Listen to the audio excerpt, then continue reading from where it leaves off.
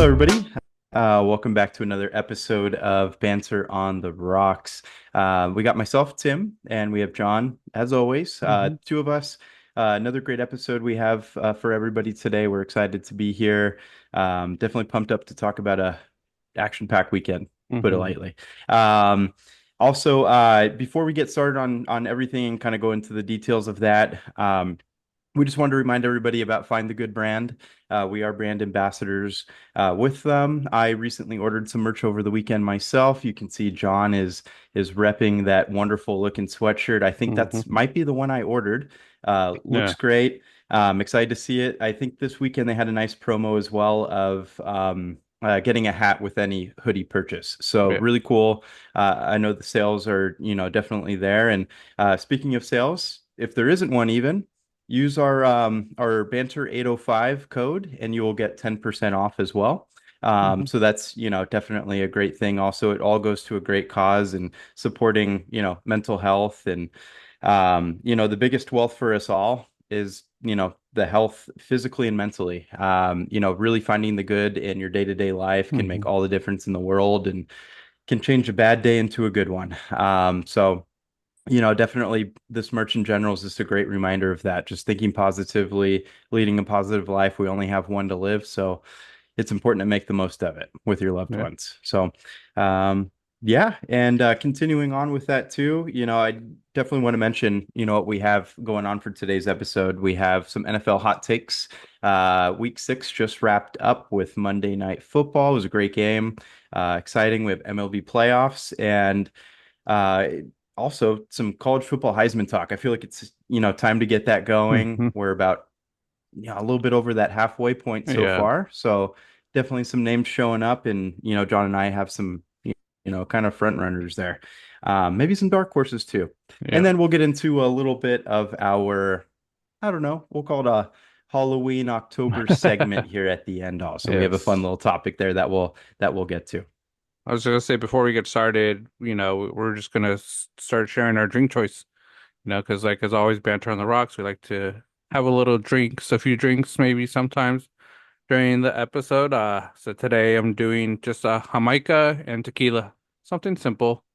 Jamaica is really refreshing. So if you haven't had it, try it without tequila. See if you like it, which I have no doubt people will.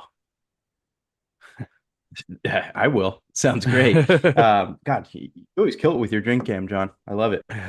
So I tried to step mine up a little bit. Had some blended strawberries No. today. Put just the pinch more sugar in it, kind of Hmm. spruce things up a bit, and then just threw some tequila and ice in there. So Nice. refreshing.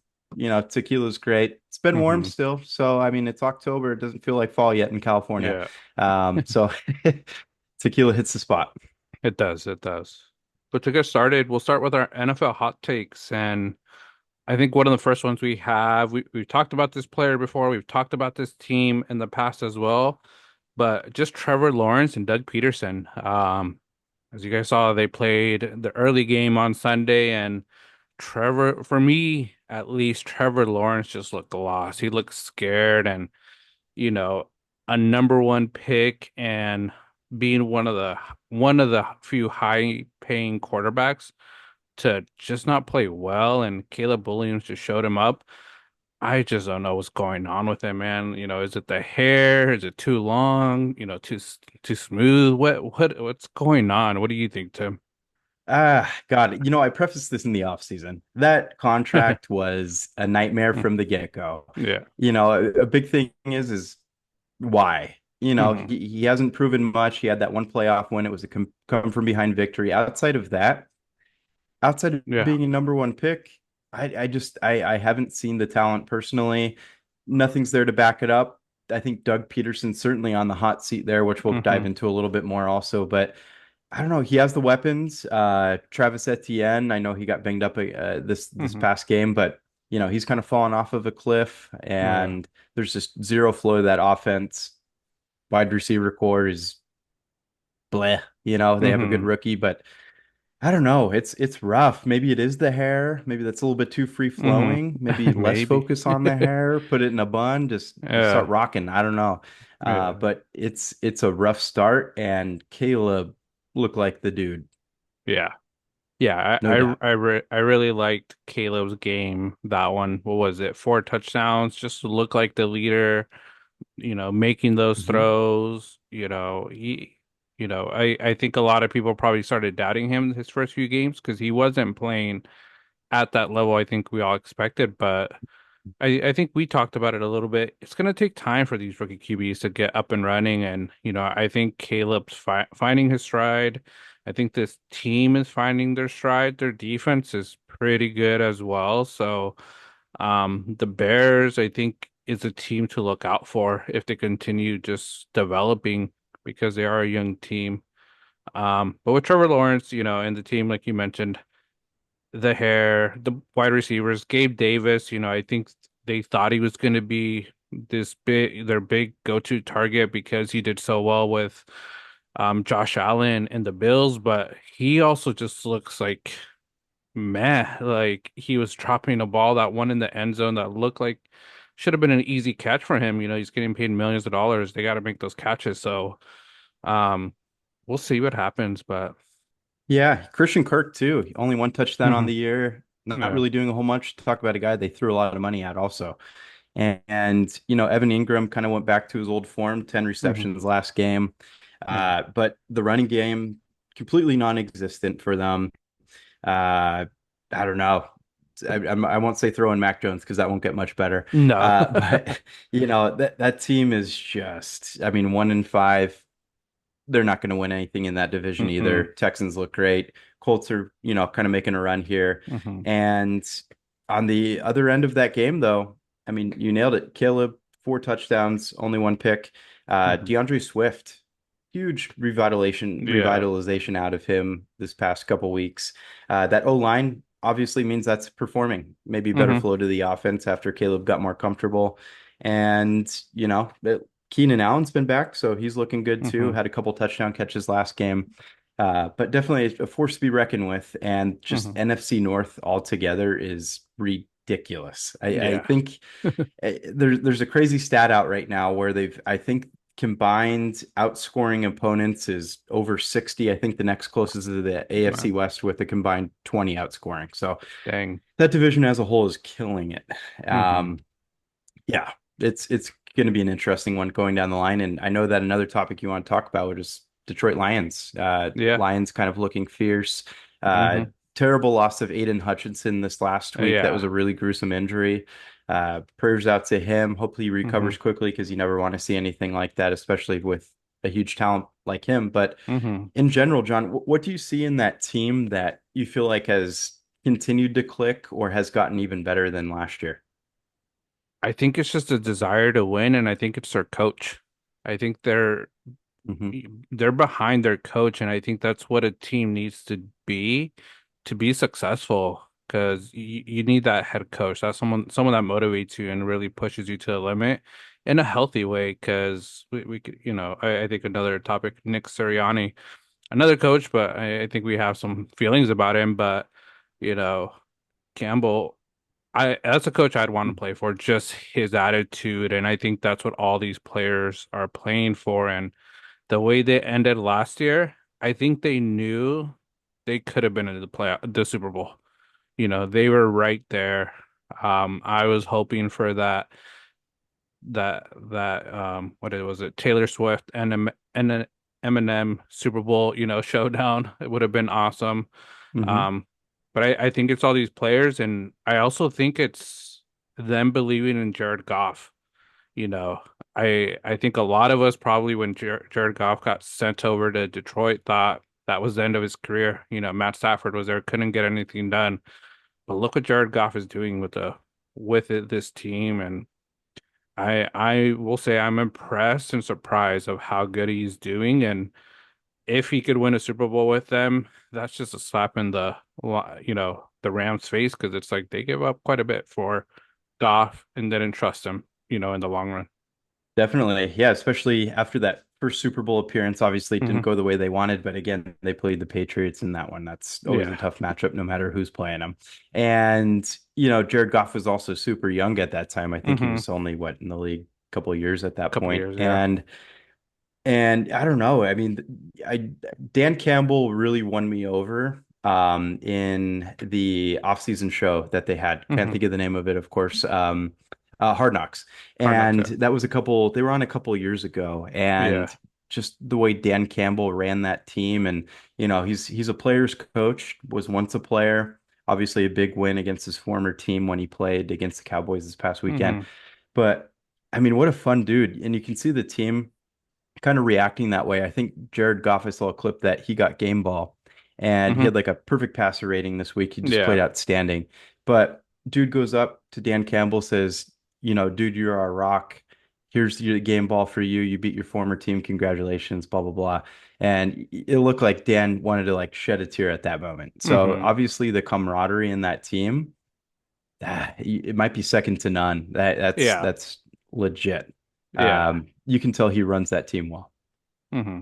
Yeah. I think they're the one threat to the Chiefs, the Ravens, and the Texans, to make that Super Bowl run in eh, you know, to beat them because they're just that great. So, uh, Yeah, I'm excited to see them. for I like sure. that. I like that team. They're a young team. I like their players. So, hoping they do well Mhm. this year. Yeah, no doubt. And I think it's the perfect leeway into going to who's not a good leader, Yeah. in my opinion. Maybe yours too. We'll see. Yeah. But Nick Sirianni is Hmm. sticking in the NFC, but I don't know. Like, obviously, the fans don't like him. Hmm. They barely pulled out a win against the terrible Browns this past weekend. AJ Brown performed on his reappearance this Yeah. weekend also, but I don't know, man. Like after the win, they're barely up four or whatever. Maybe that last touchdown, could have been 20-9 instead. But Yeah. regardless, like you're that should have been honestly a blowout win with the talent that they have on paper Hmm. there. And the dude's like jawing back and forth with Philly fans, taunting Hmm. them, things like that. It's like I don't know how the owner would feel about it, but I think that's a really bad look when Yeah. you guys are coming off of a win, but then you're going off of, at your fans when Hmm. they have every right to be upset. Yeah. On paper, you look great, and you guys suck on the field. So Yeah. They, I don't they know. haven't Nick produced, Sirianni, huge clown.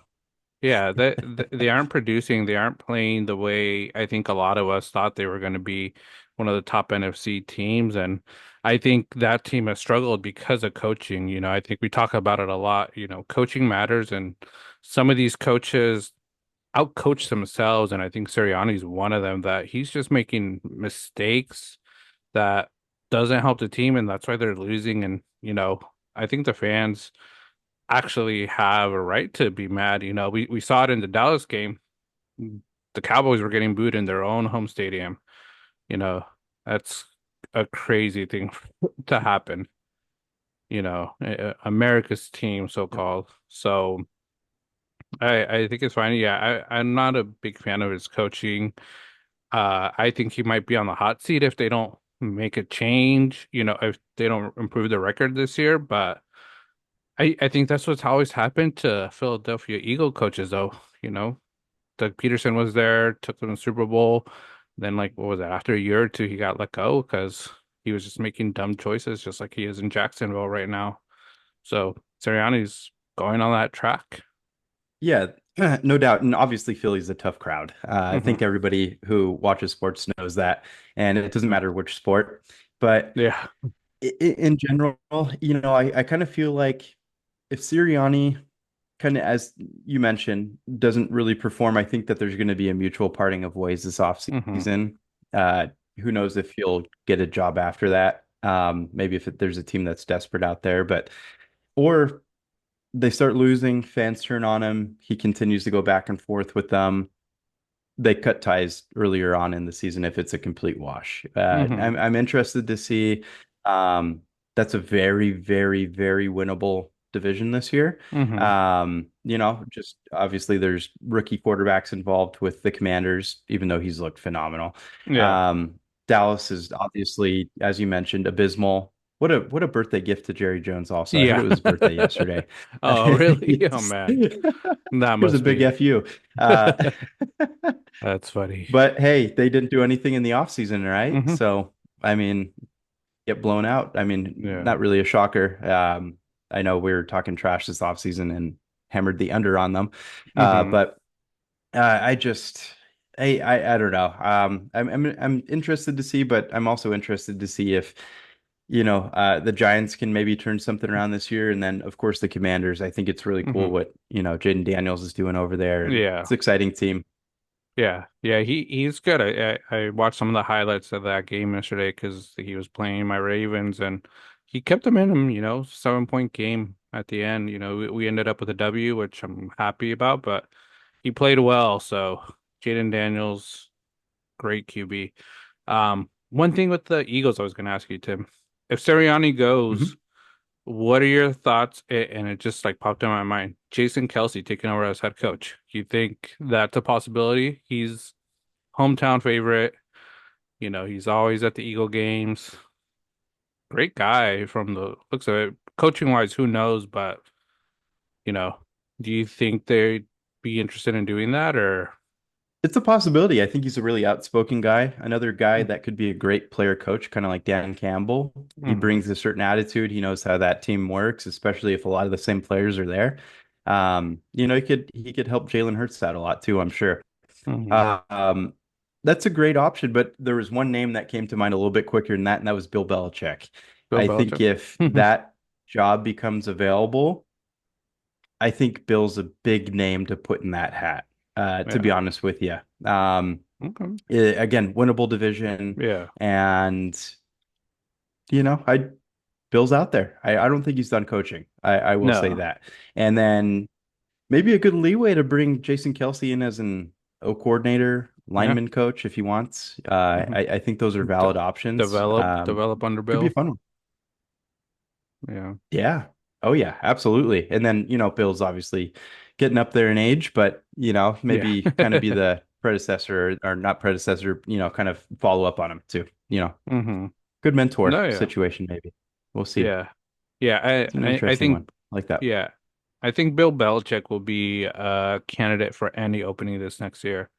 Even the Cowboys, like it's within that same Hmm. division.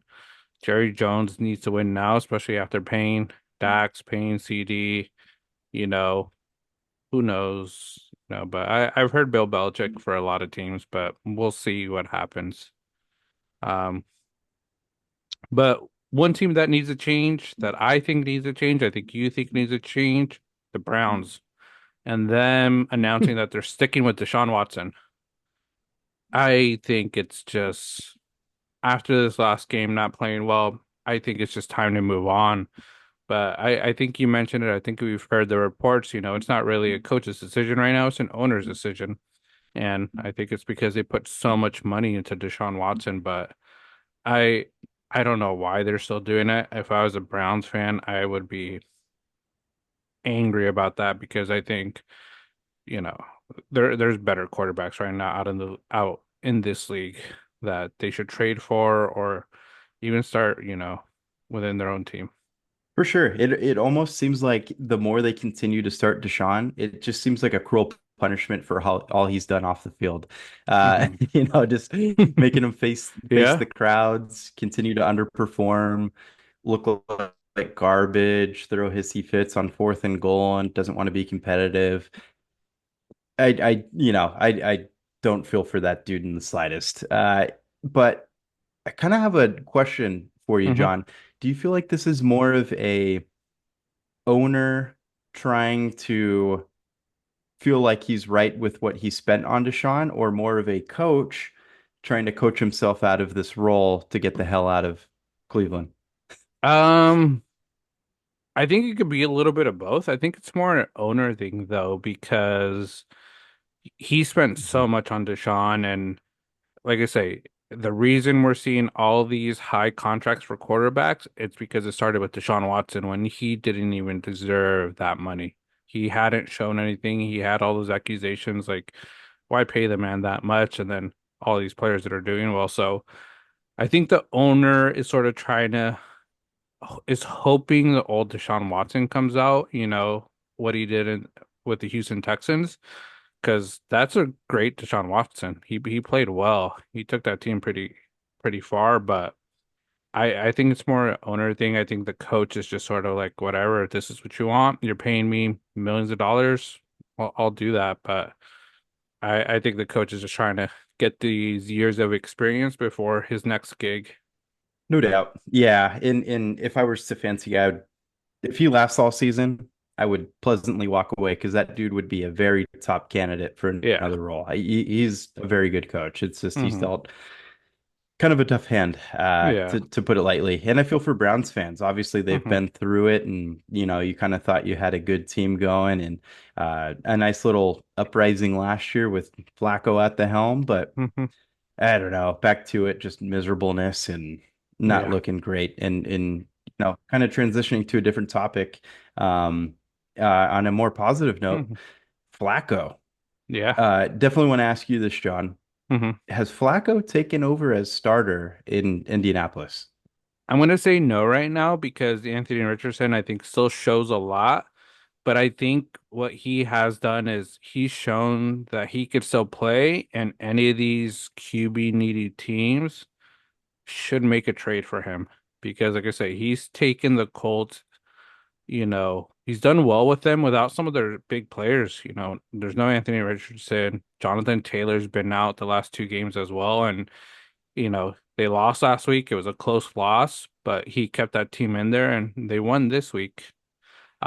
So I think he's earned a paycheck, and I think a team that is still in contention might be able to, sneak into the wild card. They should start trying to trade for him because he's shown that he should still be playing. He's a high level quarterback at his age. Definitely. I think that's a great point. Like if he truly hasn't won over the starting position yet, the Hmm. only reason why I kind of framed that question too is Hmm. because I heard Anthony Richardson was healthy this past week, but Flacco continued to get the start, maybe based off of the hot hand, because Hmm. he's been playing well even in losses and keeping them Yeah. competitive. That if he truly does kind of revert back to being a backup, and then their main focus is of course on a high draft pick like Anthony Richardson, I think the thought of him going to a team that maybe has a terrible loss of a quarterback and Hmm. they need a great fill in, Flacco's still got it. Yeah. Comeback player of the year last year. Hmm. He it doesn't look like he's missed a beat this year either, No. so I think that's a great option for many teams. Yeah, I I think think so that's a too. super valid point. Yeah, and I think we talked about it sort of off the episode last week. Hmm. That the Browns didn't want to pay for him. He was on the Browns. That could be such a good quarterback right now with that team. What they have around there, and it can make that AFC North such a tough division to win. But the Browns are making it easy. The Bengals are making it easy for us right now. So all we have to deal with is Hmm. Pittsburgh, which I'm not really too concerned with Pittsburgh as well. So, but yeah, Flacco, any team that needs a quarterback, I think they should try to trade for him. That is still in some contention for a wild card spot. Yeah, no doubt. And just because you briefly touched on Baltimore, there's one quick thing I wanted to talk about with them too. Hmm. And Derrick Henry, that I stand by my Derrick Henry LeBron James Yeah. comparison. The dude is on pace for his best season of his career. I think he's on Hmm. pace for 1900 plus rushing yards, along with like over 20 rushing Yeah. touchdowns. it- he's there's it's all gas, no brakes. Hmm. Dude's just a beast. I think he put up like 130 something and Yeah. two I TDs think this past week. yeah, Man. he's still showing up. Like, yeah, the TDs. I think he's the top touchdown rushing scorer right now, and you can see, I think Baltimore has found how to use Henry along with Lamar, and Zay Flowers has come up as well. So, this is a team that's clicking at the right time, and hopefully they keep this, composure through the playoffs and they could get over that hump of the Chiefs. So, because that is the one team we haven't been able to beat in the last few years in the playoffs and make it to the Super Bowl because I think we have a great chance against a lot of these teams because of our run game and how dynamic we are. But yeah, I agree with your statement that Derrick Henry is a LeBron James. because of how he takes care of his body and how he's still so productive at an older age. And still, nobody wants to mess with him because, we could look at LeBron James. Basketball is not as physical as football. So being able to go as long as Derrick Henry has gone in football, it's because he's doing something right. Not many running backs have lasted as long as he has. Definitely. Yeah, no, and takes care of his body, puts a Hmm. I think the estimate was like $250,000 into his Hmm. body every offseason or season altogether. I mean, the dude's just really regimented. Hmm. He is obviously dedicated to keeping healthy, and I the amount of fasting he does, but he still keeps on the weight. I don't know, just a freak, and that's the comparison with LeBron in the NBA. I mean, Yeah. dude's just a beast at Hmm. 40 plus years old, whatever Yeah. he is now. I know he's an older dude. Uh, Yeah. but yeah. And I think what I want to say sort of with that, because we have had comments that people think it's not Derrick Henry isn't, but when we look at LeBron, like the one thing Derrick Henry doesn't have that LeBron does have is championships. But that's something totally different, I think, than what we're talking about. We're talking about the longevity of a career. Yeah, when it comes to championships and what they've done, Derrick Henry probably isn't at the LeBron level, but keeping up that physical physique, that and endurance, being able to play for so long, I think Derrick Henry is one of the top players, just like LeBron in that sense. No doubt. Yeah, no, it's in and that's the main sense. I think Hmm. we had quite a few commenters, I feel like, on that video Hmm. also. And I Yeah. think it was maybe taken in a standpoint of based off of winning. Hmm. Uh Obviously football is vastly different than Yeah. what a single player can do on a basketball team. Hmm. But just from body maintenance standpoint, I think that Hmm. was the main idea behind it. Yeah. But regardless, speaking of commenters, there's one quick thing I wanted to touch Hmm. base on. I was trying to quickly look up the person's name based off of my hot take with the Bears and Caleb performing and, Mm. Bears fans maybe not, keeping, kind of putting the expectations a bit high. I'm not a Yeah. Bears fan, but I was definitely an advocate of the Bears making the playoffs based off Hmm. of what they had around a number one QB, top draft pick QB, I should say. Hmm. Uh, it's kind of holding true. Yeah. I think it seems pretty legit Hmm. so far. Now it's through week 6, but Hmm. division's great, but they're winning. They're Yeah. keeping in it, and I think they're what 4-2 now. Hmm. Caleb's catching a rhythm. Defense looks great. O-line's performing a lot better. Hmm. Uh, so I'm feeling pretty good about it. Yeah. Week 6 again. I know that their divisional matchups are after week 10, kind of a brutal end of their season. So that could kind of fall through a lot. But Hmm. yeah, just kind of wanted to come back to that really quick because I know that No. there's some people commenting on that. Yeah, no, there is, but I agree with that because I think I was on that same train of the Bears can be a playoff team this year, and I think it's one of Mhm. those divisions that could have three teams, go into the playoffs. So and the Bears could sneak in. So I think as long as they keep up what they're doing, um, I think they could be there. Like I really like Caleb Williams. He's passionate, the way he was what he showed on Sunday, in the morning, he just loves it. He loves the game and he enjoys winning, and I think that's something the Bears have needed, and he has the weapons. You mentioned Keenan Allen. Before the game, I was like, man, Keenan Allen's been like missing. Gotta go put up a missing poster sign, but he showed up this week. You know, he got his Yep. touchdowns, and I think the team also I heard that they're like we got to get Keenan Allen more involved. So it's a great team. Your prediction I think will come true if they could keep up this pace. Fingers crossed. It Yeah. would be great. Didn't put any money on it, but maybe I wish I would have. But yeah, Yeah. no, I think Keenan Allen was a great offseason, Hmm. kind of get for them. And what a great veteran talent alongside DJ Moore to put as a wide receiver core for Hmm. Caleb. So Yeah. yeah, no, that's really cool to see. And Yeah, really quickly, you posed a great question. We talk about ultra focused quarterbacks like Caleb. Hmm. Can we talk quickly about maybe somebody who's not so focused Yeah. with video games, possibly with Kyler? Sure. I know this is a question you were kind of thinking of. He has a partnership with Call of Duty. Hmm. Uh, I don't know if the game hasn't quite been released, right? No, I think it comes out in 2 or 3 weeks. So I Okay. saw a clip of the some fans taunting him that he's more focused on the game than the video game Hmm. than the actual football game when he's getting paid millions for. And I think it's funny. I'm curious if there is a correlation because I think they sort of gave some evidence that the last game that came out a few years ago, when it came out, you know, Kyler Murray's gameplay on the field sort of dipped. So, and I think it was his injury season where he didn't even play. I think he was just playing video games at home, rehabbing whatever minor injury he might have had. So it's something interesting to sort of see. I'm curious to see his stats once this game comes out.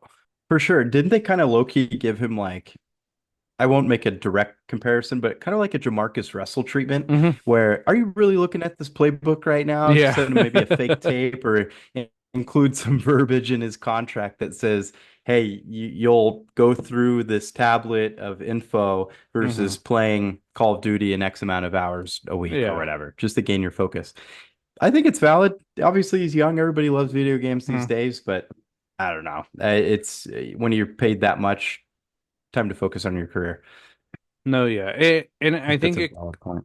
yeah, no, it's a valid point. And another topic, I sort of have wanted to bring it up a bit, but at times I don't, just because I'm like, I don't Hmm. know if it's a place, but I'm at a point where I'm like, F it, I'm gonna bring it up. But all these current football players that have podcasts, I think it's a Hmm. mistake. I think it distracts them too much.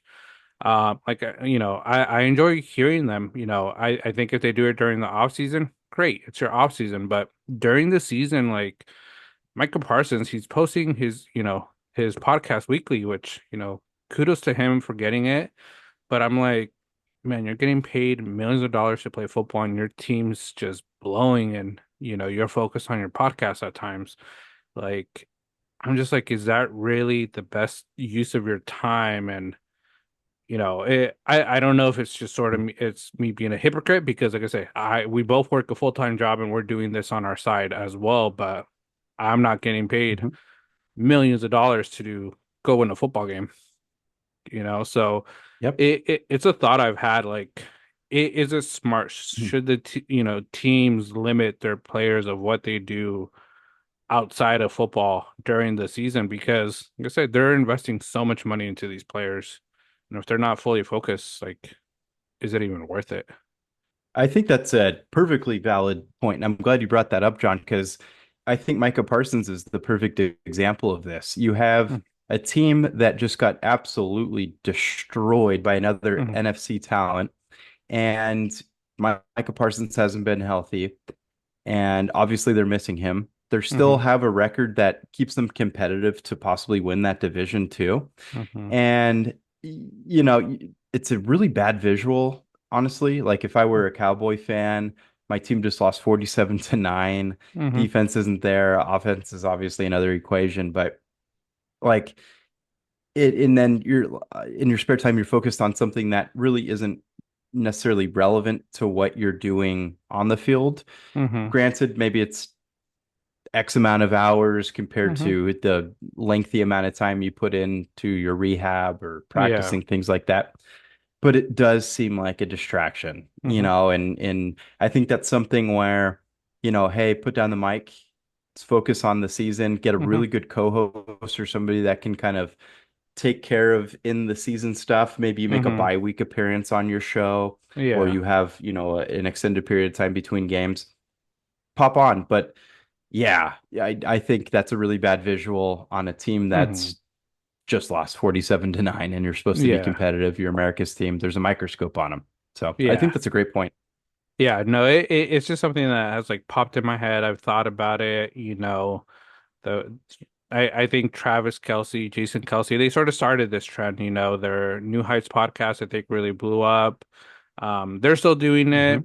like I say, you could sort of say it's affecting Travis a bit because he hasn't had a season like he normally has. He you could say to this season he's not performing. So is it the podcast? Is it, I think he has a lot more outside factors that could be affecting him, but I see all these NFL players with the podcast. I enjoy it because yes, they do get the NFL like side of it, because they talk to players.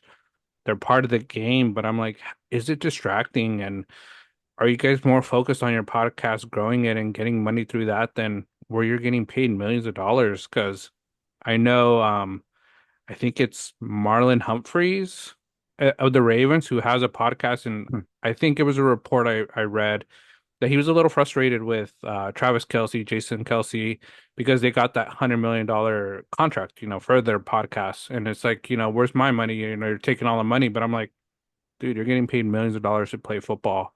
Why are you focusing on money for your podcast when you should focus on the team game? Because that's legacy right there. You win a Super Bowl, you're going to be remembered for a long time. Your podcast may not be as successful as that. So I don't know. It's just a thought. Like I said, at times I think about it, I feel like I might be a hypocrite because, like I say, we're doing this on our side, but I'm not getting paid millions of dollars. If I was getting paid millions of dollars to do a job, I'd focus on that job, but I'm not. So I'm doing this for fun.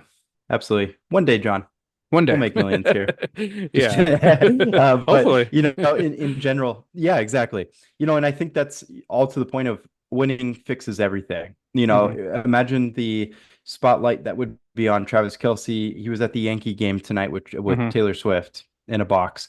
He's at the US Open for tennis earlier in the Hmm. season. Wasn't even a bye week. This week's a bye week, so it's a little bit more Hmm. explainable. But just imagine you mentioned lucky and unlucky. Imagine if the Chiefs were 0 and 4, 0 and 5, Hmm. and he's attending all these things. Totally different Yeah. picture, I feel Hmm. like, and it would be a really bad visual. So, yeah, in general, kind of going to a different sport here. Hmm.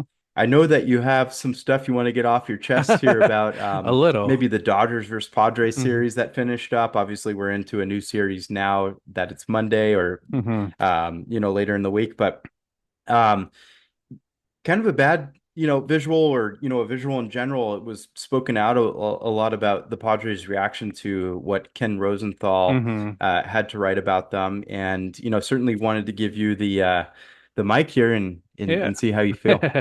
Yeah, when I read that, I laughed a little bit and I was just like, these players are being crybabies. I understand Rosenthal's like, article didn't paint them in the best picture, but that's how they paint themselves in the game. They're the cocky team, they're the bad, you could call them the bad boys of baseball, Tatis.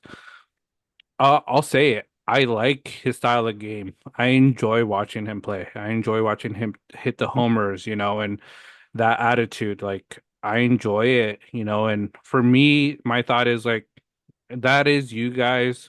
You guys are the showboats, you know. Now someone's calling you out in an article during the playoffs, and now you're not going to speak to that person who Ken Rosenthal has been around baseball for so long, yeah, the article might have not painted you in the best picture, might have not been the best article, but not talking to him just because of it, I'm like, you guys are sad. Like, I'm like, just clowns. To me, it's just like a clown move. And almost like what we sort of talked about with the Padres in general, the owners, not selling to Dodger fans, it's like just a classless move because it's like this is baseball. This is for the fans, not just San Diego fans. It's for everybody because we all liked watching the game. It's a great series. Like went 5 games. That last game, we sort of shut them out, which I'm sort of surprised we did that well. But I don't know. I just don't like that. It sort of reminds me of the comparison I sort of told you about is the Angel Reese, effect as well, where, in the WNBA, she likes to paint herself as the bad girl basketball, that Dennis Rodman of the WNBA. But when it's called out, she's like playing the victim card where, she's just another player where it's like, yeah, but if you're gonna take on that role, embrace that role when it gets called out. Don't hide behind it. Don't say people are bullying you because that's not it. You know, that's the role you painted yourself. So I just thought they were just being crybabies. And I think it's, just karma what came back to them. That's why they lost, you know. So a little bit of my Padre. I know a lot of these Padre fans are probably gonna hate on me. You know, us Dodgers, we've gone through a lot of bad. We've dealt with it, but it's part of the game. But that I was just a little annoyed with it, and just like I just thought they were crybabies. Yeah, and it kind of seemed like they used it as maybe fire in a wrong way, Hmm. like usually you read stuff like that gives you motivation to perform better, Yeah. but then they went out and just got destroyed to the Dodgers in that Hmm. final game five. It was just, Yeah. I don't know, not a great ending for them, Hmm. especially as this is kind of how they're remembered for the season is their reaction to Ken Rosenthal and, Hmm. you know, what he had to say behind an article. I Yeah. quite frankly, a lot of athletes in general, when they're, kind of put at the top or, they're in something as hyper focused as the playoffs in general, kind of ignore stuff like that through there. Hmm. They kind of maybe turn off social media, don't Hmm. worry about it, and just kind of move on because, what does Ken Rosenthal really mean to them as a team? Yeah. Probably nothing. Worry about the Dodgers. I think that Hmm. their focus was put elsewhere, and yeah, not a good look. I mean, I'm with you. I'm certainly not a Dodger fan, but it's I don't know. It's just they're kind of going after the wrong things, and Hmm. uh, yeah, not a good look. I agree. Yeah. Sign of No, weakness. yeah, I think it is. I think it could have been, they could have addressed it better, handled it better. It's part of I feel like it's part of the game as well as an athlete. Like people are always going to talk, about some of your characteristics. If you're a showboat, they're going to talk about your showboatingness. You know, LeBron James, they're always talking, everybody's saying he's a coach, GM, all of these roles. And he probably doesn't like it, but he doesn't let it get to him because he knows that's just part of the game. That's what all these reporters are going to do. They're fishing for stories. They're fishing for these reactions and these negative reactions from these players. And when you give it to them, it's not going to look good on you because that's their job. Stephen A. Smith, he always trolls so many players, but we watch it for that. And then when players react to it, it's even better because it's like, man, you let this guy really get under your skin. And, he's a good example of one of those trolling um, reporters, which who I enjoy watching. I really do. Yeah, I always look for his posts to roast the Cowboys after every loss. He had a Yes. great one yesterday, just where he starts that, kind of the camera off screen and Yeah. slowly pans to his face, just getting ready to burst into laughter. Yeah. It's it It's is truly hilarious. iconic at this point. I mean, there's a reason why he's been in the game for so long, Hmm. and uh yeah, it's stuff like that. He gets a rise out of people, especially such a strong fan base like the Cowboys. It's funny. I think it's Yeah. great content. And yeah, it's kind of fitting. Speaking of which, I know he's a New York guy, the Mets, Hmm. possibly the team to beat. Look great today. Tied the series 1-1. Mentioned him last podcast. Mark Hmm. Vientos, grand Yeah, salami this week. he did. Dude's an absolute beast. I mean, it continues on with that kind of effect of, you have the veteran talent on the Mets, and then you Hmm. have the younger talent on the The Mets, and younger. it's just Yeah. kind of combining, and it's a great Hmm. run for him. Yeah. They destroyed us today. you know. Francisco Lindor, just starting off with a home run, already bad juju for me. I stopped watching the game. I was working, hearing it, and I was like, I'm done. Yeah. Kept on coming back to it and kept on seeing we were losing more, and I was like, oh, yeah, I'm really done. Um, but I think we've talked about it. The Mets beating the Phillies, it showed they're really contenders, and it's one of the teams to beat. I think we really are Mhm. going to have a challenge. We're going to New York next. Um, Prior to the first games, I had the Dodgers in six. I still have the Dodgers in six. We, I want to take two. I hope we take two games in New York, but it's a tough team. Grimace, not a Grimace fan right now. I keep on seeing the posts of Grimace, the Grim, uh, I don't know. I'm a little scared just because today our pitching didn't show up, our hitting didn't show up, and that's what we do sometimes as a Dodger team, and it scares me. For sure. And this is like I don't know if it's the Dave Roberts effect, it's baseball in general. Just speaking of the Dodgers in general, it's like they start a reliever and then they do that thing where they just go reliever to reliever to Mm-hmm. reliever to reliever.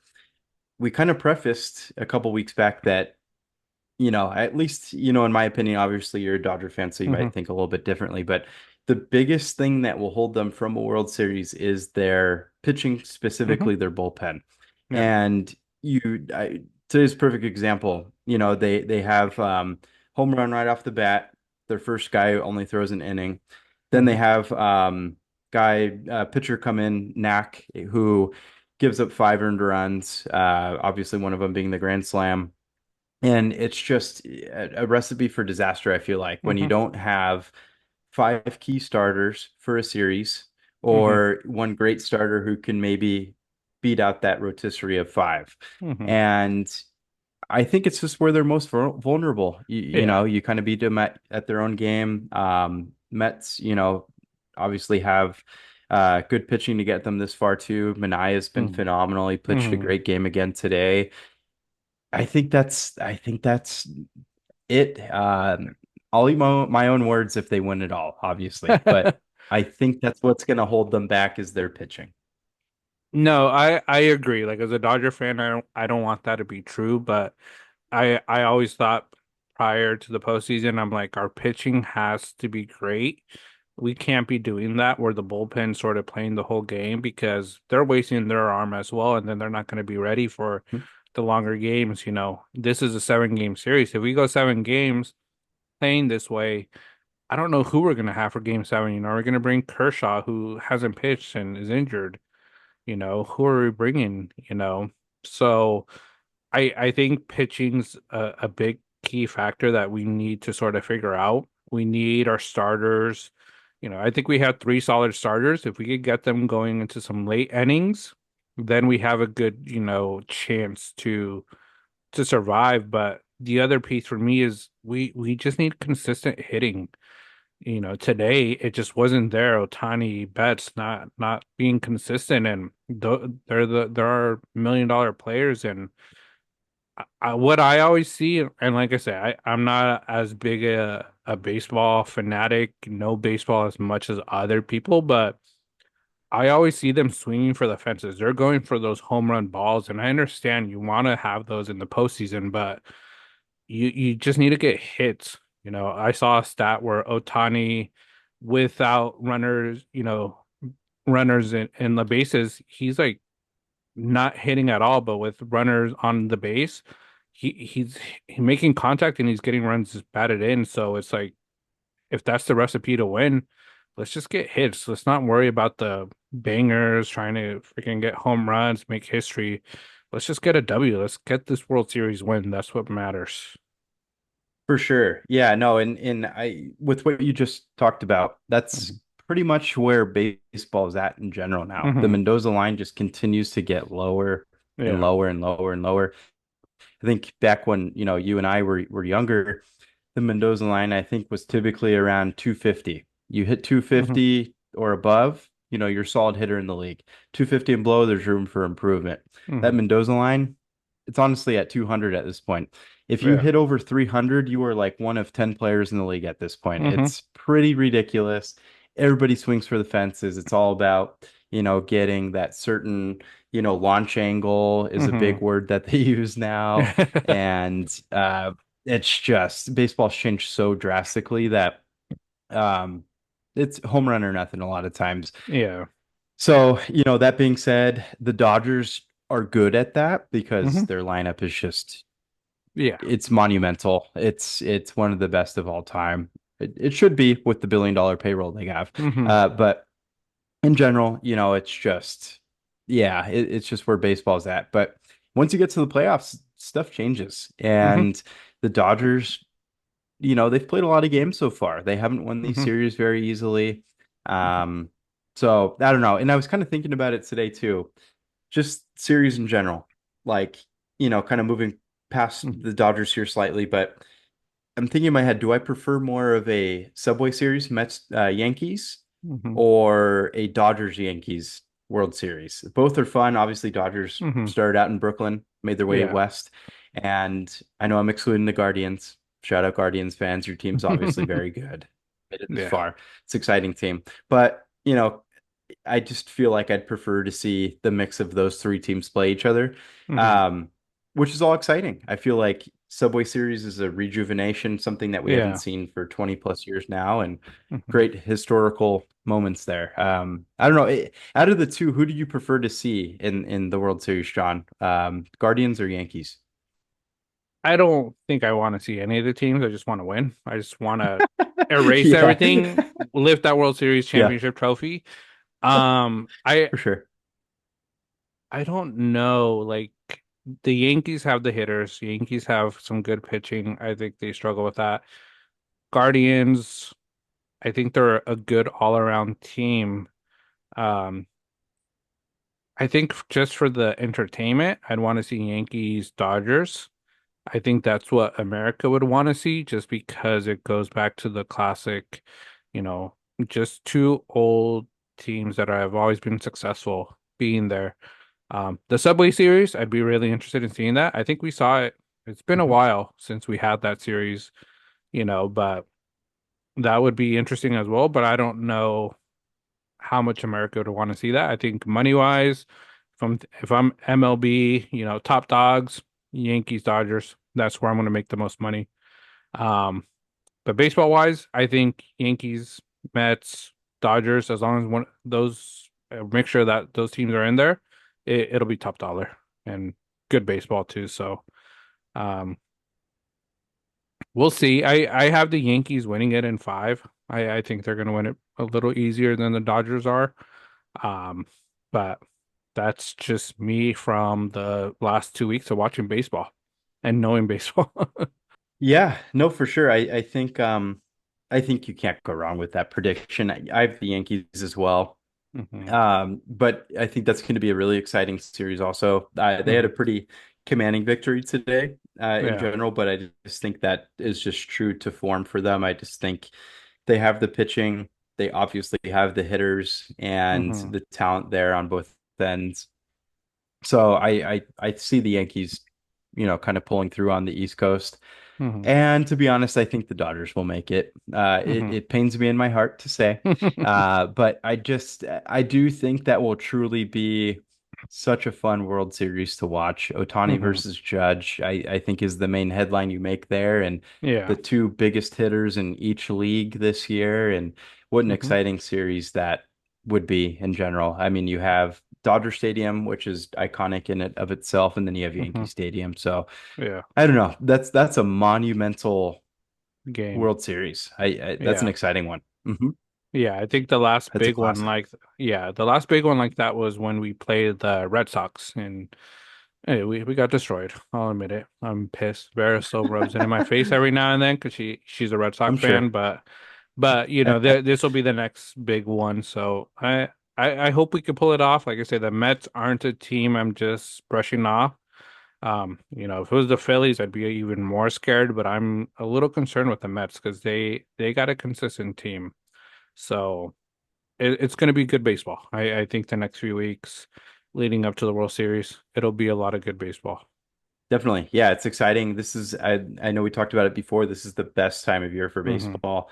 Kind of especially back east, things start getting pretty chilly. You see just a different form of Hmm. baseball. You see the fans get into it. I feel like games typically go until 1 in the morning at Yeah. Yankee Stadium. It's just truly iconic. So, Yeah. and those fan bases make it fun too. Like, Hmm. obviously the Dodger fans in general are just like, I mean, they'll throw stuff on the field. They're very Yeah. into it. They make themselves known. We'll put it that Hmm. way. And then Yankees fans are kind of very similar, Yeah. very outspoken. They'll yell. Hmm. That crowd gets super into it. Showing up in a Dodger uniform at Yankee Stadium, Hmm. showing up in a Yankee uniform at Dodger Stadium. Yeah. That's a recipe for something. Yeah, it is. I don't know if I'd be brave enough. I might have to wear like, a Yankee shirt on top of my Dodger jersey and just every now and then pull it Sure. up, take a picture of it. But no, yeah, two great fan bases. Um, it'll be good. I'm excited to see what happens. Like I said, I'm hoping the Dodgers pull it off. Didn't like today's game. I hate the 1 o'clock games for us, but I know it has to happen sometimes. But yeah. Yeah. That's one thing I thought about today too was just the way I know, like you said, they have to kind of stagger the times. Hmm. But like I for one didn't even know that they were playing, and then I feel like I was like on my lunch break and I saw that they were playing, and I'm like, or I saw the Lindor highlight, and I'm like, Hmm. really today? They're already Hmm. playing? And you kind of think that they would make something at night, or try Hmm. to get a little bit more of a fan viewership. But Yeah. hey, that's just the way it works. World Series is obviously different. You get primetime matchups for that. So, Yeah. yeah, it's good. Baseball all around fills the Hmm. day. It's good stuff to Yeah. talk about. No, it is. And another sport to talk about, Tim shared the teaser a little bit. College football. College football has been pretty interesting. A lot of great games this past week. And I think, with college football, other than the college football playoffs, that's always a big talk. The top teams making it to that is the Heisman talk. That's always something everybody talks about. We want to see who that next Heisman Trophy winner is because some of them go on to make some great legacies, in the NFL. So, the top three candidates right now that I keep on hearing are Travis Hunter, Ashton Gentry, and Cam Ward. Um, I think they're all great. Travis Hunter did get banged up this last past weekend, so hopefully he gets better, comes back to playing on both sides of the ball. I have a question with that, but I'll get to it in a bit. Ashton Gentry, I did watch some of that Hawaii game, Hawaii Boise State.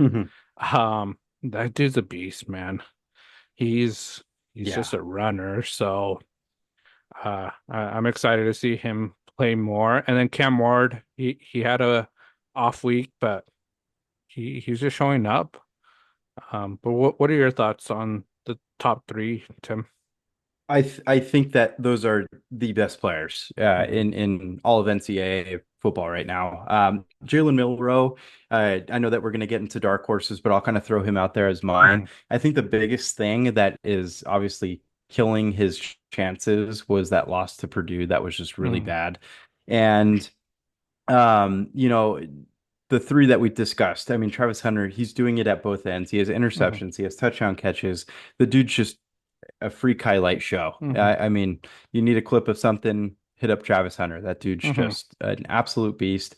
And I think he's obviously going to be a top three pick in this upcoming draft, probably the first overall, if you ask Hmm. me, just because he's such a great utility player in general.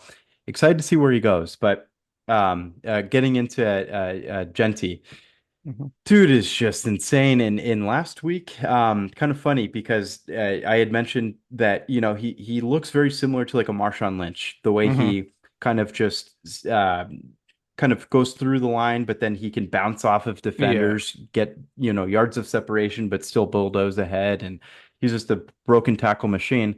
I saw in an interview he was asked the question about what he thinks of Ashton Genty, and the dude, Marshawn, just was like, dude is an absolute beast. Hmm. He's a freak. I just think it's kind of funny seeing him asked about him, and just kind of that general discussion of how similar Yeah. they kind of seem to be as players also. In Genty, I also saw another clip on him too, that he's on pace to break the pace that Barry Sanders had Hmm. at Oklahoma State back in the day. I think he's about 120 yards after this week ahead of what Barry Sanders was running his Okay. last year at Oklahoma State. So Hmm. something else to watch out for. He's Yeah. he's obviously a record setter, but another thing comes to mind too is, do you think when it comes to Genty, and this could hurt his Heisman odds, Hmm. do you think that they let off the gas with him a little bit to preserve him for not necessarily anything that happens at Boise State, but just his career beyond college football? They might. Um, but who knows? Like, I don't think Genty wants that. I think Genty wants to break all records. I think he wants to show why he's Heisman. I pulled up their Hmm. schedule. So they still got UNLV coming up, San Diego State, Okay. Nevada, San Jose, Wyoming, and then Oregon State. Not the toughest conference, but I think if Genty puts up the same amount of numbers he has been and they just go undefeated the rest of the season, he has a case of winning the Heisman, and that all depends on Travis Hunter, how he does, how Colorado's doing, and same with Cam Ward, if he could take Miami to an undefeated season, you know. So I know some people probably think that Genty he doesn't deserve it because of his, the team, his conference, but I'm like, if he puts up the numbers and everybody else is losing, they aren't really performing, like he should still be considered, for the Heisman. Hmm. For sure. And I know earlier we kind of prefaced comments that we're getting. I know we talk about it every podcast Hmm. also, because we absolutely love producing content that Hmm. generates just people coming together and Yeah. discussing whether it's in agreement of something or arguing about something regarding sports or entertainment, whatever it may be. But I'll see if I can tag somebody in a post regarding this. But shout out Mr. Rex is the best and Nito Burrito. Kind of went back and forth on Heisman favorites in a Ash and Genty video that we posted this past Hmm. week, regarding this Heisman talk. And, a great point was brought up about Cam Ward. Had a great come from behind victory with Hmm. Cal. The dude's just so relaxed on the field Hmm. that he exudes confidence. He looks legit. Miami kind of needed a good quarterback lately. I feel Yeah. like they've kind of lacked that in previous years. And he's just stepped into that role and just become an absolute beast. I Hmm. think that he's a future really high draft pick. And I think it's a super valid argument Hmm. putting him right there in that top three mix with Genty and Travis Hunter. Hmm. No doubt. I think Cam Ward certainly surpassed Milrow, especially after that Yeah. loss to Purdue. Might have been a little bit closer if Ward lost to Cal, but Hmm. um, yeah, no, it's I think that it's a really valid argument and a Hmm. fun one too. Yeah. And I think with that, one of my dark horses that I've watched play a bit and I think could come up as a Heisman candidate is Dylan Gabriel with Oregon. Um, he had a great game against Ohio State this past weekend. Ohio State, I think a lot of people were thinking they're going to be the team to beat next to like Texas, and these other teams. But he played, he had 341 yards, two touchdowns. He had a rushing touchdown. Like he, for me, he's a top QB. And I think if he could take Oregon to a great season, undefeated even, he should be considered up there as one of the Heisman candidates. But yeah, no, I think that Gabriel is the perfect example of somebody that is perfectly in line with getting that Hmm. Heisman Trophy. He's obviously, I think this is his third school, if I'm not mistaken, Hmm. in his career. But big win against Ohio State, Hmm. and he's putting up the numbers to be competitive and Hmm. and be in it. And if something happens, a big loss by one of the other top three, candidates, or maybe they'll Hmm. let off the gas a little bit with Genty, because I know that's kind Hmm. of mentioned. But Yeah. Dylan Gabriel's right there. That's a dude Hmm. that needs to perform. I think he wants to make his validity, Hmm. for this upcoming draft. And lefty QBs don't get a lot of love these days, No, so yeah. he needs to put that Hmm. out there too. Kind of his showcase. Yeah. No, for sure. And the one question I had for you, Tim, I sort of brought it up. Travis Hunter, if he had to pick his one position for when he goes to the NFL, wide receiver, cornerback, what would you say? If I had to choose one out of the two, I think he would go pro more as a wide receiver, to be honest. I think that he just performs so well at the offensive end. He has incredible hands that, Hmm. just kind of garners the I guess it kind of garners maybe even a little bit more respect in the NFL. Hmm. I hate to put it that way, but I think the contracts are a bit bigger with Hmm. wide receivers these days. And if he kind of takes that route, he could be more valuable to a Hmm. team, I feel like, as a number one receiver. How about yourself? What do you think? I I think wide receiver as well. I think, legacy money wise, wide receiver is the route to go. But if he really has that passion to be one of the top corners, I think he could do it as well. Like look at Sauce Gardner right now, making Mhm. a legacy, a name for himself as one of the top cornerbacks, and he could do it. I don't think any team would play him in a dual role just because the NFL is just so much more taxing on a body. Um, but yeah, I'm always curious on what he's going to go out, and I I think no matter what position he decides to play, I think like you mentioned, he'll be a top three pick, wide receiver, or cornerback. Someone will take him in the top three. For sure. Yeah, I think right now, with New England, I think projected as the number one overall Hmm. pick, uh, that they kind of have him going there. And Hmm. I think talk about a team that needs a receiver. So Hmm. I think that's the perfect fit. Yeah. Makes Yeah, sense. but for sure. You have any other dark horse Heisman candidates that might, come up? I know you Nah, mentioned Milrow. yeah, I think Jalen Milrow is the one that kind of stood out. I think that there's higher hopes for him maybe before that loss to Hmm. Purdue. I think that really shakes things up a lot. People mentioned Quinn Ewers kind of Hmm. dealing with injuries. A lot of people are kind of wanting Arch Manning to Hmm. start over him. I know we kind of talked about that the other day. Yeah. Maybe that's just kind of I think people got excited in the couple weeks that they got to see Yeah. Arch Manning and he carries that Manning last name. Hmm. And he's a Manning with speed, kind Hmm. of a rarity. Yeah. So it's I think that's kind of the aspect of it too. But Quinn Mhm. Ewers is definitely, I guess, up there still. Carson Beck, I don't think kind of puts No. much out there. Um, Great game against Alabama.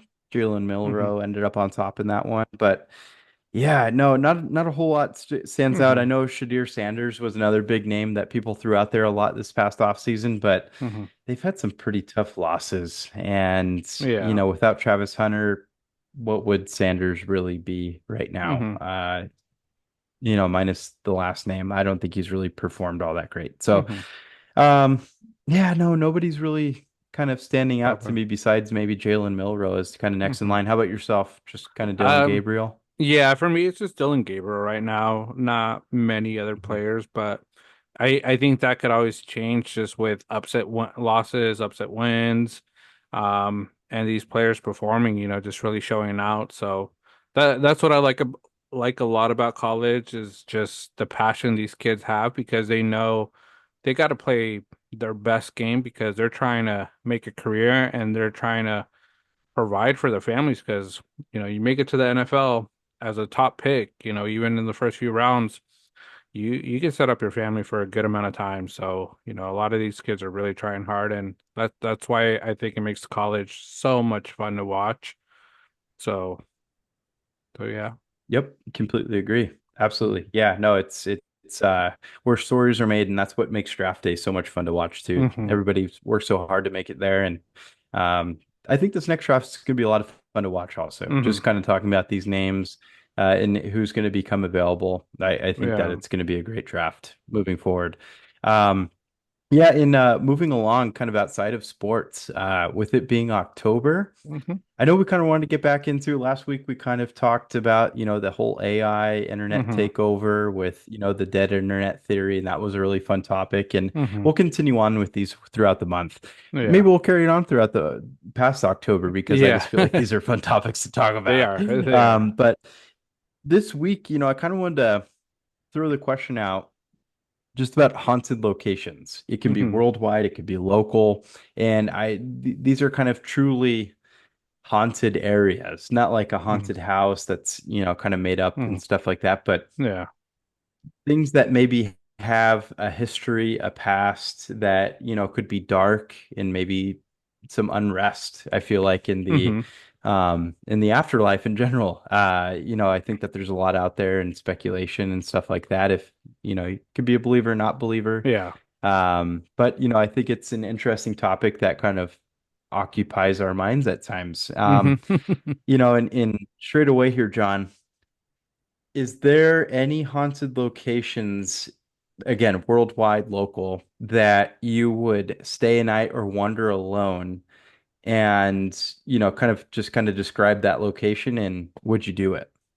Um, I'm gonna say no. Like I believe in all that stuff, and I don't think I'd stay the night. I think I'd go explore alone. Mm-hmm. I don't know. I see all these horror movies, even though I know these horror movies are fake. I also think they're real at times, because you have to have either a sick mind to think of these movies or it's something that really might have happened before. But um, it it it's a tough one. I don't think I'd do it alone. The one location that I sort of think of that I've done at night before, and it's just because I went to school there, is at Channel Islands, Cal State Channel Islands. The old psychiatric hospital here in Ventura County, Yep. and there's some areas around that campus that you just don't want to walk at night, and I always picked my classes to be like 7 to 9 p.m. So I'd be leaving at 9 and I'd always park pretty far away and I'd go through some of the darkest areas. And there were at times I would walk through some of those hallways and I would sense that someone was watching me and I'd turn around, there's nobody around. And I was just like, this is not cool. And then I just like sort of speed walk back to my car. 'Cause I'm like, I gotta get out of here. But that's one location I'll say that I've sort of experienced with, and it's just due to having to go to school there. I had to go to my classes, but I don't know if I'd want to stay a night. I wouldn't do it alone. If it was a group of us, maybe, but like I say, I believe in a lot of that stuff. I believe that some of these spirits could get attached to you. So, um, I don't know. It would just, I think it depend on the situation, the house, the area. What about For you, Kevin? sure. Yeah. No, I, so this is a fun topic, for me because I feel like I've experienced something that quite a few things that I feel like I can't Hmm. explain till this day, and that's what truly has made me a believer in a lot of Yeah. this, kind of ghost or paranormal Hmm. type stuff. And one Scary Dairy is a place that me and my wife have been, Hmm. me and Jenny have been previously. We went with a group of friends, did the hike back there. Obviously, one at nighttime, and kind of a crazy experience. And to kind of give you our viewers a backdrop of this, it's an abandoned farm kind of land. Hmm. There was an incident. I guess as the story goes, that where John went to college there at Channel Islands. That used to be like a psychiatric hospital, I Uh-huh. believe, Yeah. and somebody had escaped there, ran over to the farm, and I believe Hmm. killed an animal or maybe one of the farmers. I'm not too sure how the Hmm. story exactly goes, but you know, just that escape in general, and now that it's abandoned, it's a frequented area and an area that people have said that they experience a lot of paranormal stuff. And the hike Hmm. back there at night, you're kind of walking along, I won't really call it a corn maze, but very high, level Yeah. grass. You don't really know what's in that field at Hmm. times. And, the more you get back there, the more eerie it gets. Fog is very common in the area, so you Hmm. kind of see like a mist in the air oftentimes and kind of creates a spooky setting. And the group I went with brought an Ouija board Oh and man. um, it didn't really work. Okay. Too many people had their hands in the pot at once. Hmm. I think that from what I remember, I don't remember anybody telling me that they were going to bring an Ouija board. But when they did and they pulled it out, I was like, what are we doing? Yeah. Things things took a turn there. Hmm. We tried to play it. I didn't really have my hands in the pot there, but I was just kind of keeping out an eye out for, wildlife, Hmm. whatever might come through, serial killer. I'm not too sure. Yeah. But certainly keeping my eyes peeled. That was one experience. And I did it at night. I feel like if I had to choose between the two of staying somewhere at night or wandering alone, I would stay somewhere for the night as long as I had a group, I feel like. Mm-hmm. And everybody was kind of energized to stay up Mm-hmm. for it. Wandering alone, I just feel like so much can go wrong. Mm-hmm. And as you mentioned, we've all seen horror films and what can occur in those. And my mind immediately goes to seeing the spider walk in The Yeah. Exorcism down that Yeah. staircase. If I Oh see man. somebody doing that, I am done for. Even Yeah. Annabelle the movie, and just the stuff that occurred in that movie, Yeah. hard pass. If you're a believer in it and just kind of pair that with the movies, Mm-hmm. hard pass. But another area that kind of brings up something worldwide is the catacombs Mm-hmm. in France. And there's a famous movie, As Above, So Below, Mm-hmm. that, kind of prefaces that leads to the depths of hell. Yeah. And it's obviously a pretty trippy movie with what occurs in Mm-hmm. there. And there's been obviously footage and stories of people getting lost in there. Obviously, I think that there's a count of hundreds of thousands of people are buried down there. Mm-hmm. And if you're kind of around the afterlife, I think it's just more means for stuff to happen. And Yes. I don't know, it's an endless maze. How do you feel about that area, John? Um, I I think it's very cool. I enjoy that. Like I've read into Mhm. them. Like Vera's been to Paris, France. I don't think she Oh, went well. there. But like if I would go, I'd want to go to the catacombs. But like the one thing I've always said is I need a professional tour guide that's getting me in, getting me out. Yeah. Any mysterious like hallways, I'm not even daring leaving my tour guide because watching those movies and just hearing the stories, I'm like, you just take one wrong turn, you might be stuck there forever. There's no way out. You're underground, so phone reception isn't great. And like I say, all these mo horror movies, like I know they're not real. I'm gonna continue saying it, but I'm like, you have a very creative mind to make it seem like that is really what's going on down there. Seeing these movies of people getting stuck in caverns, and then monsters there, I'm like, shit, I am never going to go into a cavern alone without a tour guide or knowing how to get out because I just don't want to deal with that. It's a scary thing, but it's also interesting. Like, I enjoy my heart rate getting up.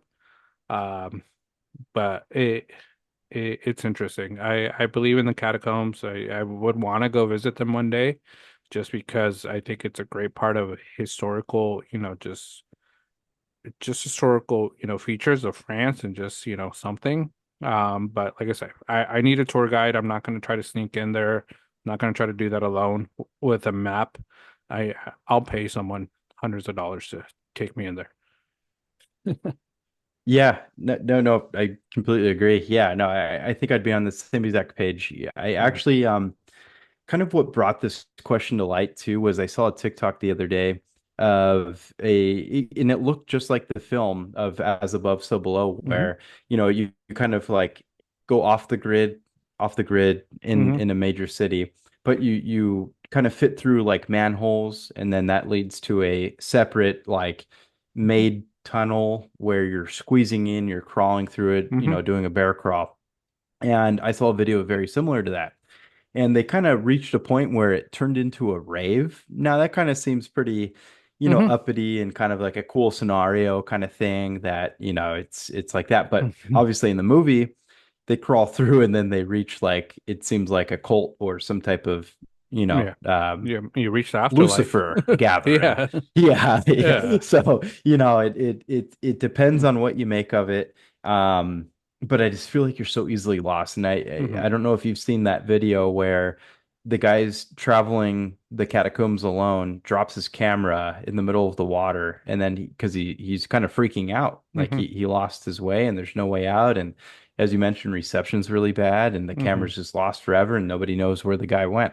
Hmm. I guess that's, a myth or a story. I don't know if it's Hmm. actually factually true, but I don't know. I Yeah, feel who like that could knows? occur when you're in an Yeah. endless maze of underground tunnels. Yeah. That certainly stands pat. No, yeah, it'd be interesting, going through one of those caves and then going into a rave. But what I think of when you said that, for me, I thought about Blade. Mhm. I thought about, all the vampires, that do that, and then Sure. Blade coming out just killing people. I'm like, yeah, I don't want to be dealing with Blade right there, man. It'd No. be a fun experience, Yeah. but seeing him come out with his glasses, his like katanas, I'd be like, oh shit, I'm in the Mhm. wrong rave. Yeah, and you got to think of advantages in Hmm. those scenarios when Yeah. you're fighting against Yeah. whatever it may be. I don't know what's chilling in the catacombs, but Hmm. you got to think they know where they're at, Hmm. and now you're kind of screwed if you're lost. Hmm. So not a fun situation No. in general, but yeah, I feel like as you mentioned, tour guide things like that, it's doable. I kind of prefaced like, if it's at night, stay through the night, but as long as it's with a group, I think it Yeah. makes things seem a little bit more legit. Hmm. Um, I know you said you believe in it. Sorry, I'm kind of getting off that original No, question. yeah. Have you ever experienced anything that like made you believe even more? Like maybe something paranormal, like an Um, apparition, anything? the one thing that I remember as a young kid is I was in Maryland and I was staying at my uncle's house. Rob, Alf, Angela, Blanca, Hmm. their dads, because we were there for my aunt's funeral. But I was sleeping in the living room and it was like a non-windy day. And I woke up in the middle of the night and I just kept on hearing like knocking on the window. And like I said, there was no trees around that could make a knocking noise. And I truly freaked out. I think it was my aunt, just knocking, but I was so scared because I was a lot younger that I like you have you seen those movies like when you're so scared you're just like shaking laying in bed? That's what I felt. And since then I really do believe in those things. So it's one of the big experiences I think I had that really made me believe in paranormal, and these hauntings type things.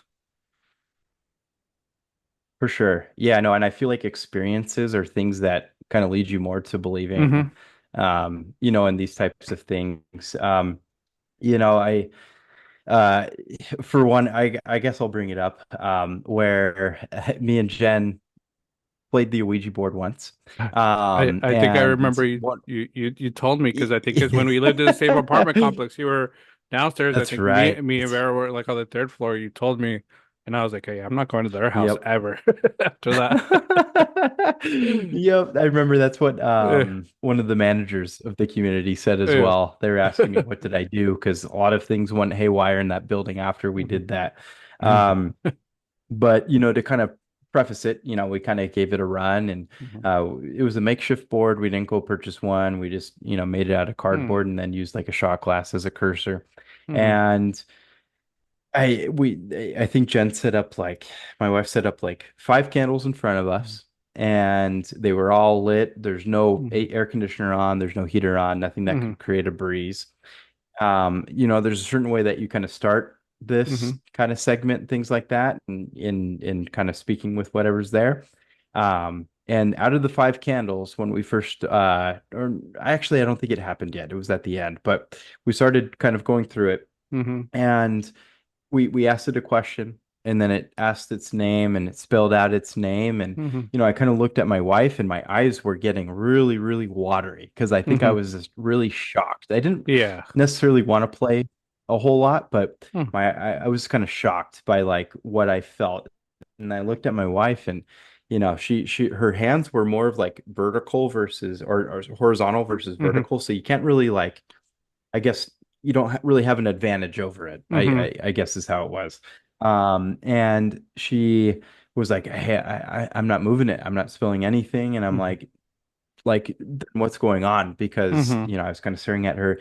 There's for sure a third set of hands on there, Mhm.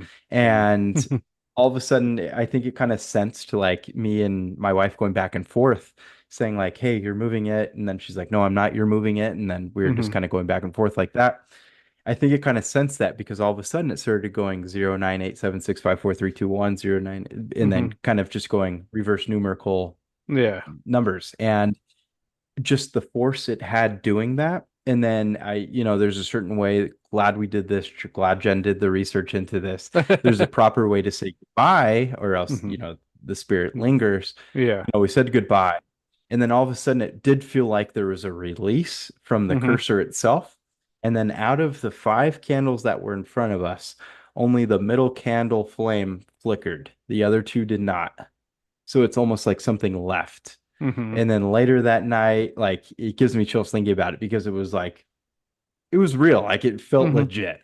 And then later that night, that shot glass, we were cleaning dishes and that fell into the disposal, shattered into a million pieces, had to Oh, clear out dang. the disposal.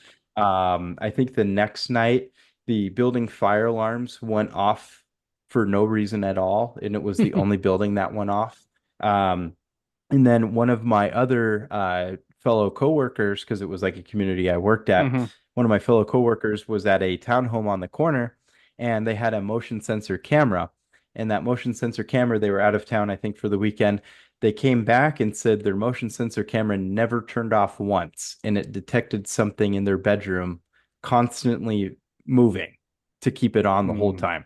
Oh, man. So a lot happened, and that made me a believer. And to Hmm. this day, I'll never touch it because what we experienced, at least, and maybe others haven't, but Hmm. it was too real to go Yeah. through again. Oh, Kind good, of good, crazy.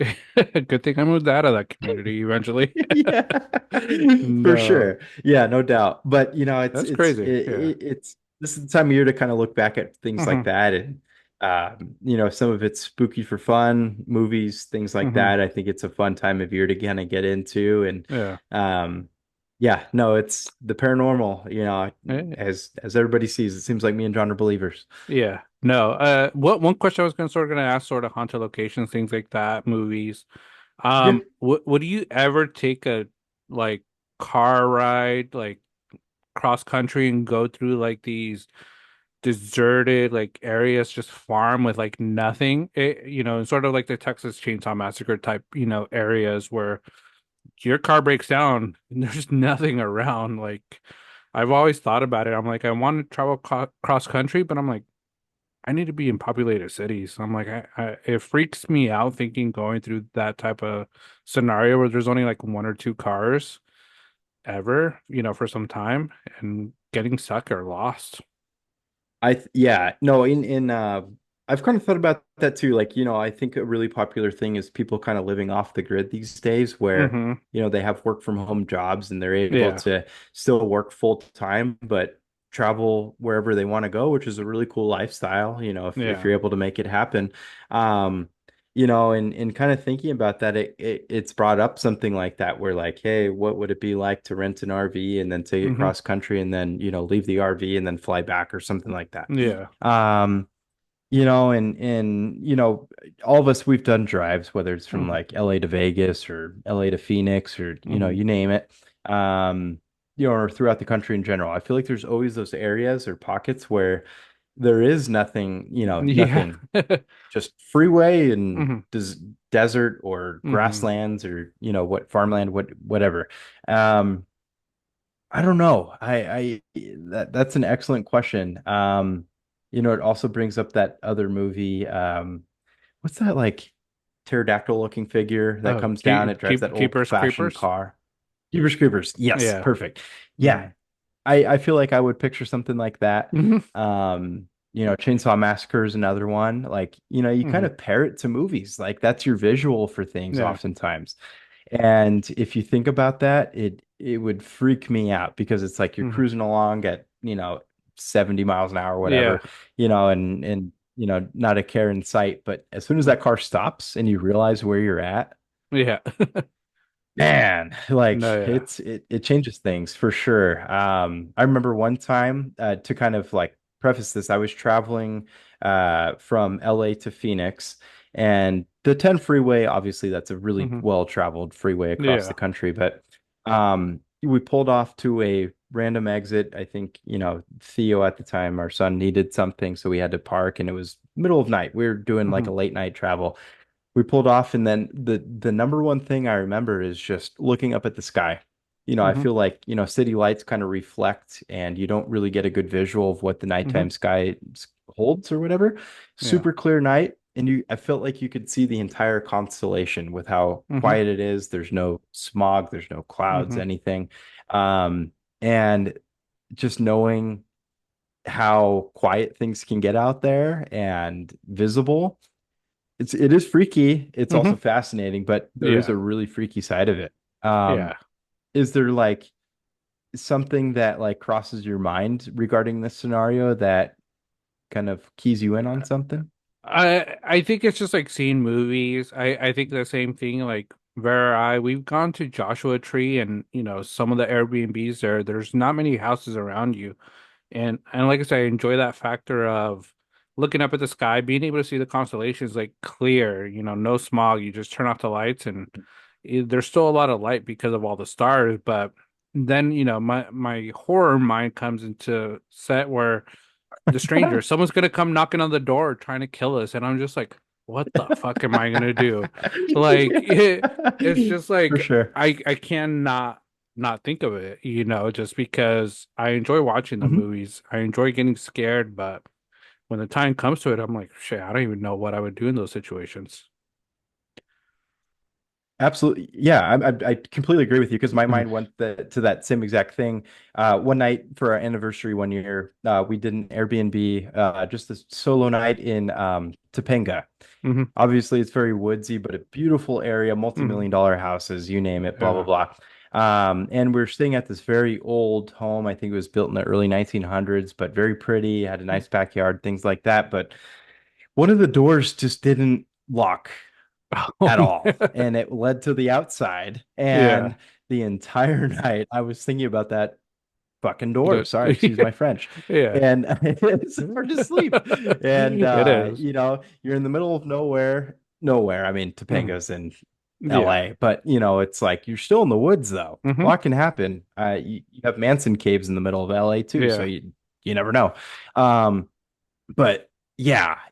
Number one thing was like some type of crazy Things. person's going to come through that door while we're sleeping and Yeah. be like, "What's up?" So, Yeah. I think my mind goes the same places. Hmm. If the door doesn't lock, I don't feel good. Yeah. So, No. yep. And like I said, I think that's it. I enjoy getting scared. I'm also scared. Like I really believe in a lot of this Hmm. stuff, but like haunted houses, I enjoy going to them. I do it all the time. I'm going to horror nights this coming weekend, Saturday. There you So we'll see go. how that is. But like I said, I enjoy it.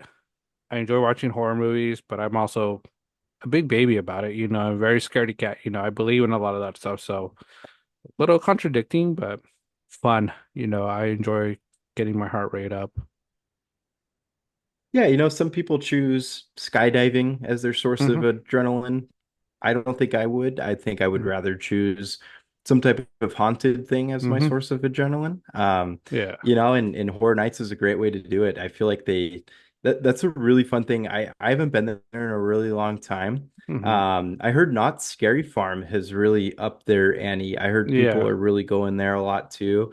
But yeah, you can't go wrong with the Hmm. Scare Nights at the Universal Studios. It's a great Yeah. fun thing to do.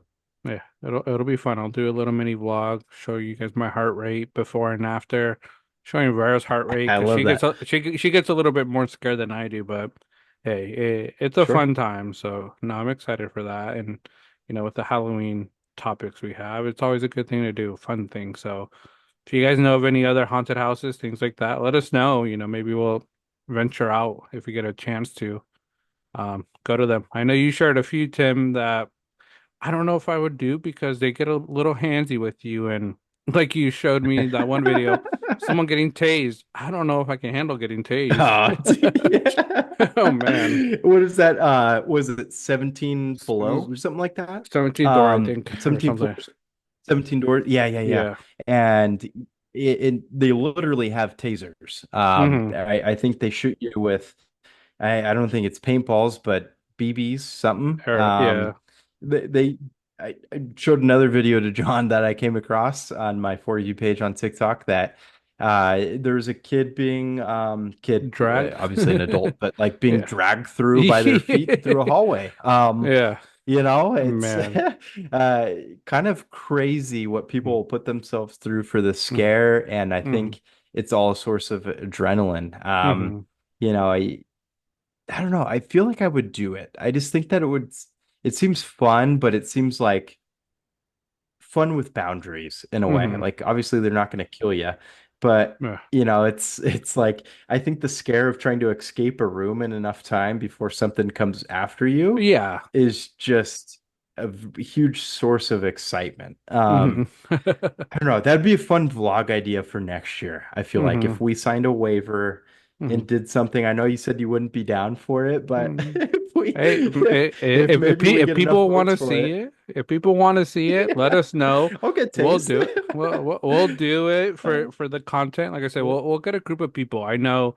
Richie, he enjoys the haunted houses. He goes to horror nights a Yep. lot. I think Vera might, she might enjoy it. She might not. Who knows? But I think we get a few people. I know Fat Yeah. Boy. We take him in there. Yeah. He's gonna run through the maze Ah, without us. Yeah, he's one of those people that just ditch you. You know, when you go with your party, he just like runs out of there yep. first. He's like, "Oh, where you guys go?" Yeah. That's Fat Boy. Like that wasn't He'll scary at all. hightail it out of there. Yeah. Yeah. Yeah. Every man for himself. He's gone. Yeah. No, But yeah, no, it'd in be general, I think with a group it'd be fun. I'd love yeah, that. it'd be good. But yeah. But yeah, that's our, haunted locations Halloween talk. I think we have a few more, different topics for this, our Halloween month episodes, to bring some of these topics in. I think we're gonna probably have Robin, either then like the next 2 weeks, right? Do a little bit more Yes, yeah. talk. Yeah, no, he's definitely committed. Halloween week. Hmm. Be ready for that one. That one's going to be really fun. I know that's a big topic for Rob. He knows quite a bit about what we'll be discussing, and to kind of Hmm. preface, it'll be extraterrestrial. Hmm. It'll be fun. But like I said, he knows a lot about it, and it's going to be a really fun topic. We're excited Yeah. for that one, and I think this is the perfect month to get him back on here Hmm. and discuss. We've talked about that for a while now, so it'll be Yeah. fun. Yeah. So we got some good stuff on coming up, if you guys ever want to be a guest, want to come chat, just chat with us, hang out with us, talk any topics. Like I said, we're always willing. We like talking sports, so we bring that up a lot. But as you can see, we like talking about Mhm. anything that comes up. So, thank you to all our listeners, all our subscribers, continuing to come back, listen to us. We really appreciate it. Please hit that Mhm. subscribe button if you haven't subscribed, like, comment, like Tim mentioned, we enjoy the comments, whatever, if you don't agree with our hot takes, because we do put a lot of interesting hot takes, Padre fans, if you want to talk Mhm. smack about my thoughts on your team, you guys being Get him. crybabies, go for it, go for it. But hey, that's just my feeling. That's my thought on the Padres. Um, but yeah, anything else you got to say, Tim? No, as John prefaced, well, I guess I do. As John prefaced, the comments are always great. We love responding. We're always pretty quick with the responses too, because whenever we get them, we just love to engage with all of our viewers. Hmm. This is stuff that we find enjoyment in. And if others find enjoyment in it also, it's like it's more talking about it. So Hmm. it creates a really fun atmosphere. And shout out to all the new subscribers this past week too. I feel Hmm. like we've seen quite the uptick, and it's just all the more exciting. We love, kind of the viewership we've been getting, and it Hmm. means a lot to us because it's a constant topic of discussion amongst us, and Hmm. just kind of formulating how this podcast goes and stuff. So Yeah. as we mentioned before, we're trying to make this a career eventually, and all of you guys are helping us do that, and we really appreciate all the love and support that everybody Hmm. gives, and we'll continue to always be here weekly, and I know we're having a great time with it. Yep, we are. We are. But yeah. Thank you, everybody. Have a great, week. Thank Enjoy you. the episode, and we'll see you guys next week.